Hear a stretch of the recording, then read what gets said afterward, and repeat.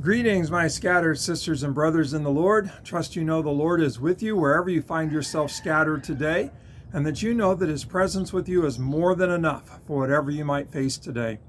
We are beginning chapter 5 of 1 Peter, and so let me go ahead, jump in there. Verse 1.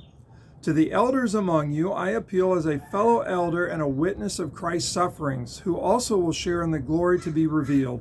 Be shepherds of God's flock that is under your care, watching over them, not because you must, but because you are willing, as God wants you to be, not pursuing dishonest gain, but eager to serve, not lording it over those entrusted to you, but being examples to the flock. And when the chief shepherd appears, you will receive the crown of glory that will never fade away.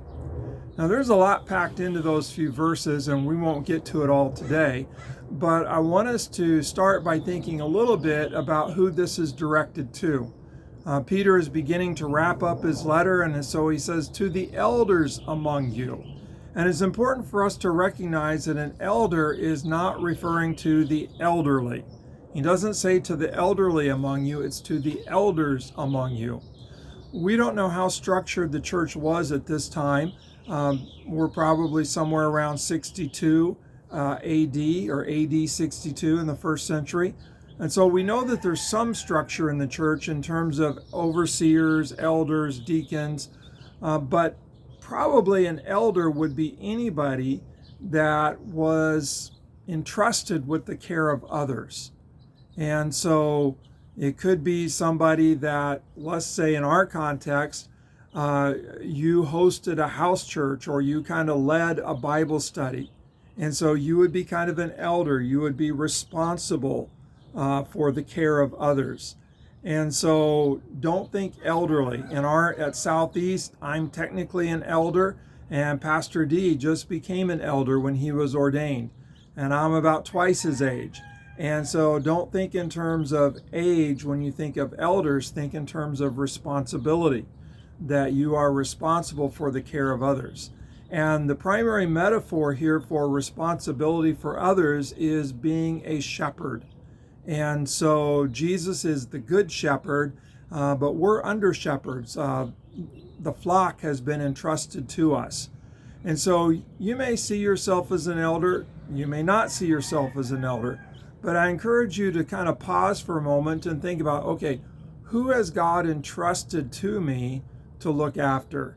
Might be a Sunday school class, might be a home Bible study, might be somebody at work that you feel especially responsible to pray for and to encourage. But to just stop for a moment and think, okay, who has God entrusted to my care?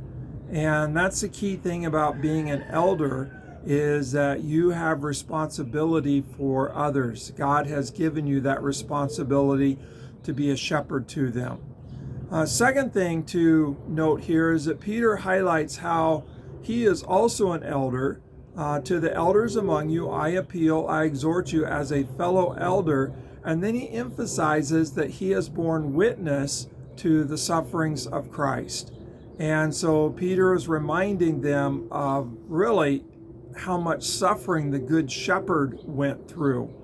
That just as he's going to charge them to you shepherd the flock, God's flock that has been entrusted to you, he's reminding them of the good shepherd, Jesus, and how he suffered for the whole flock. Peter says, I was a witness to this. And Peter also says, I know that I'm going to share in his glory when that glory is revealed. And so kind of reminding all of us as elders, all of us as shepherds, all of us who have responsibility to care for others, to remember first the sufferings of Jesus, the good shepherd, how he laid down his life for the flock. And then to also remind us that his glory will be revealed and that we'll share in that. And so those are the first couple things for us to think about. And one more thing I want us to note today. So back to verse 1, to the elders among you, I appeal as a fellow elder and a witness of Christ's sufferings, who also will share in the glory to be revealed. Be shepherds of God's flock that is under your care. So first of all, it's God's flock. So it's not my flock, it's God's flock. and I am to be a shepherd to them, always realizing that it's God's flock, but it's been placed under my care, that God has given me the responsibility, the opportunity, the privilege of caring for his flock. And so, again, as you think about who are those that are under your care, well, remember, they belong to God first, not to you, but they've been entrusted to you to shepherd, to care, to feed, to nurture, to help grow, to watch over, to care for. And so we'll unpack this more. Peter goes more into kind of motivation for shepherding the flock. But for today, we'll leave it at this: to shepherd God's flock with care, remembering that it's God's flock, but it's been entrusted to you. How amazing is that?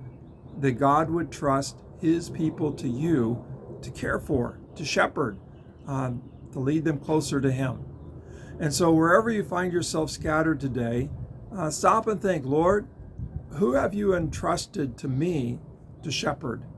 And then think about what Jesus has done, a good shepherd, laid down his life for the flock. And may that motivate you, may that motivate me as we care for God's flock together. God bless, and shepherd well today.